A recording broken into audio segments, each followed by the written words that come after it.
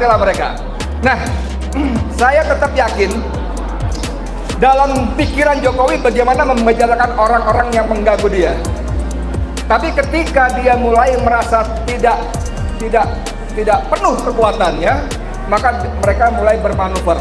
Teman saya Rustam Effendi misalnya mengatakan, "Bang, saya ditawarin umroh bang, saya ditawarin pekerjaan bang, asal saya mau datang ke Solo minta maaf dapat RJ." Saya bilang lumayan bang, dapat gaji minimal 30 juta sebulan kan lumayan. Nggak mau. Nah teman-teman, saya ingin sedikit berlogika saja. Ini sebetulnya ranahnya Pak Sunarko dan jenderal-jenderal yang lain. Dalam logika saya, orang kalau berkelahi, bertempur, kalau dia merasa kuat, digilas musuhnya, betul nggak Pak? Pasti dibantai musuhnya. Tapi begitu dia merasa nggak kuat, apalagi lemah, maka dia cari cara perdamaian, betul nggak? Dia tawarkan perdamaian, udahlah nggak usah berantem lah, begini-begini, nanti saya kasih ini, kasih itu. Nah, restoratif justice dan perdamaian yang ditawarkan kubu Jokowi bisa bahkan harus kita terjemahkan bahwa dia tidak kuat. Ngomong-ngomong ijazah, dia tidak punya ijazah.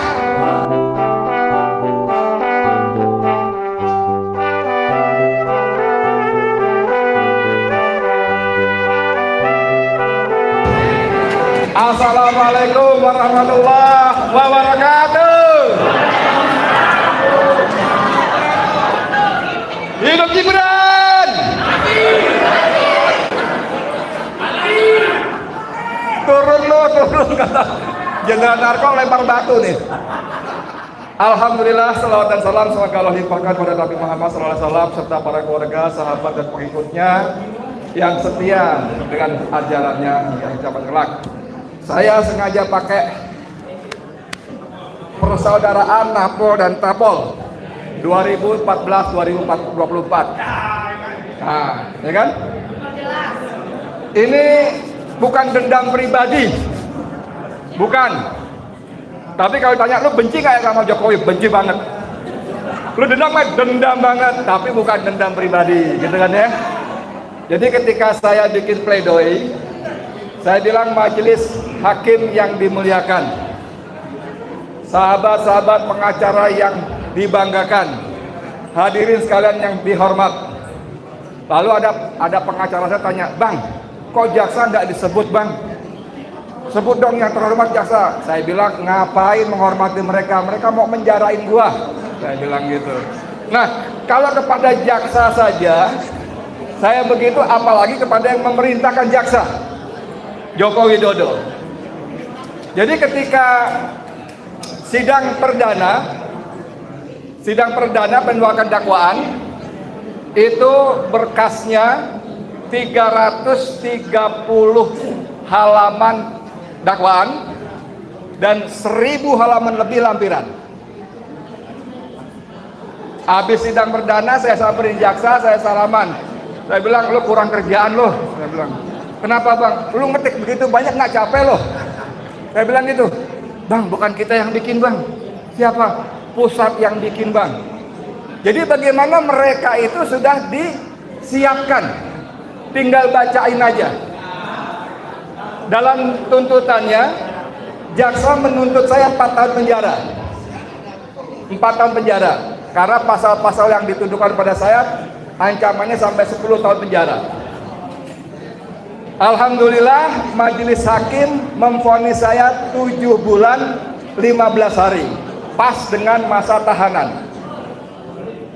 Tapi teman-teman senior sekalian yang saya hormati, jaksa mengajukan banding, JPU banding, proses bergulir. Dalam tingkat banding, alhamdulillah putusan tetap menguatkan putusan PN Jakarta Pusat, tetap 7 bulan 15 hari. Apa yang terjadi? Jaksa kasasi. Gila nggak? Jaksa kasasi. Alhamdulillah lagi kasasinya ditolak.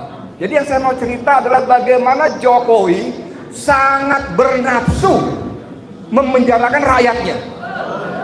Syahwat menyengsarakan rakyat dengan penjara itu sangat besar dari Jokowi. Nah, di sini ada beberapa teman yang masih bertahan 5 orang ya.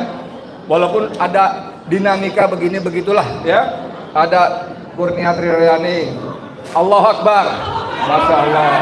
Ada Kang Rijal Fadilah, Allahu Akbar. Ini bahaya nih, aki-aki bahaya nih. Ada teman kita mana Rustam, Mas ada Rustam. Wah, itu kan. Lalu ada 2 lainnya, Roy Suryo dan Tifa. Dengan segala macam plus minusnya kita hormat pada mereka semua. Ya kan ya? Ada dinamika ini itu ya udahlah, itu kita nggak usah terlalu masuk karena saya susah ngomong kalau sampai di situ. Tapi kita hormatilah mereka. Nah, saya tetap yakin dalam pikiran Jokowi bagaimana membicarakan orang-orang yang mengganggu dia.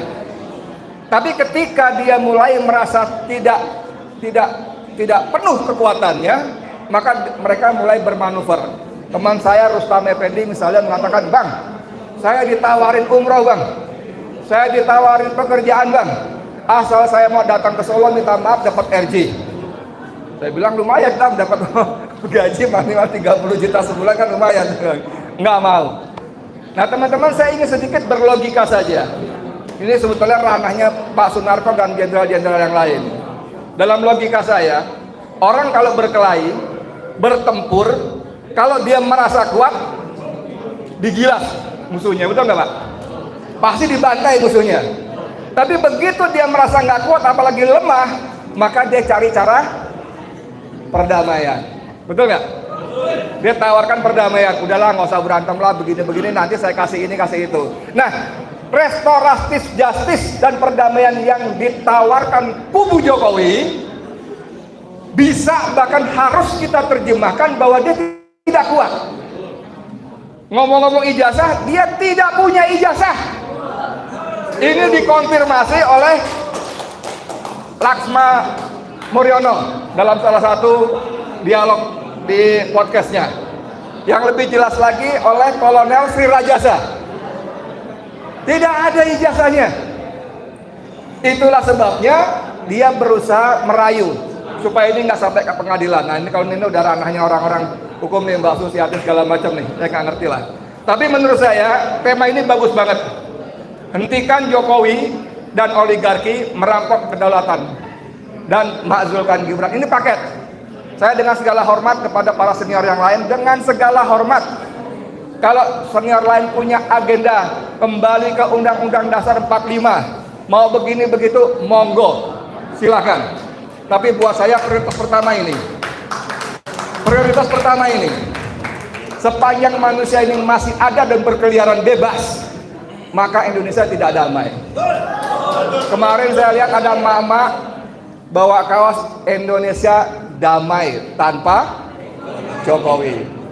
Tanggap Jokowi, adili Jokowi, majukan Gibran. Allahu Akbar. Assalamualaikum warahmatullahi wabarakatuh.